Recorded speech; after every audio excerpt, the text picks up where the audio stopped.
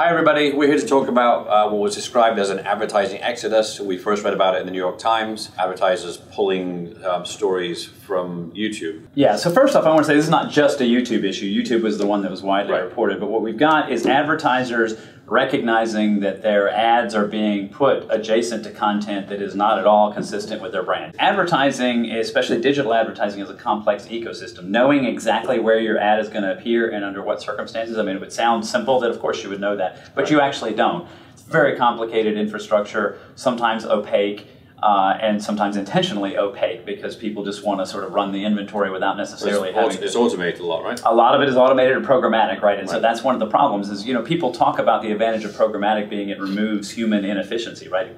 In order to have humans run processes, you have to pay their salaries. It's labor intensive and it's inefficient. Technology can do things much faster and much cheaper than humans can, and so you'll get a better result. But what we're seeing is the flip side of that, because when you take the humans completely out of the process, you lose judgment at that point. And so now you've got an algorithm that says, sure, it's okay to associate this brand with this video that's of questionable taste or on a questionable subject. Looks fine to the algorithm, but it wouldn't look fine to a human.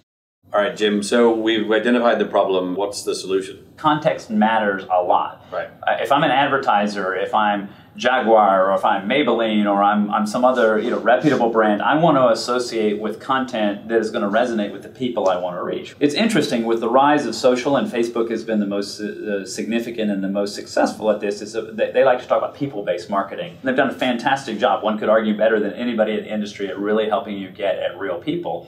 But people's only part of the equation. If you've only got the people and you lack the context, then you've got Maybelline sponsoring content about teenage male gamers, right? Which would just be a mismatch, right? Why would Maybelline want to do that? Teenage male gamers are not likely to buy many Maybelline products. Or Jaguar, same thing, going after teenagers. Probably not a lot of teenagers buy Jaguars. Right. So you get the idea that it's not just the people, it's the content and the context that they want to be associated with, and something that's interesting and that captures their attention. And so really it's incumbent on us and the industry to try to help align the advertising dollars around the content that matters and to the audiences that are relevant there. And that sounds easy when I just sort of say it in so many words, but of course it's a very complex industry with many players, and that's what we spend a lot of time really working on with the media companies, trying to make sure that they're able to tell the right kind of story to their advertisers and then have it come to life on social. Their interests are aligned and they know exactly what they're getting. Exactly.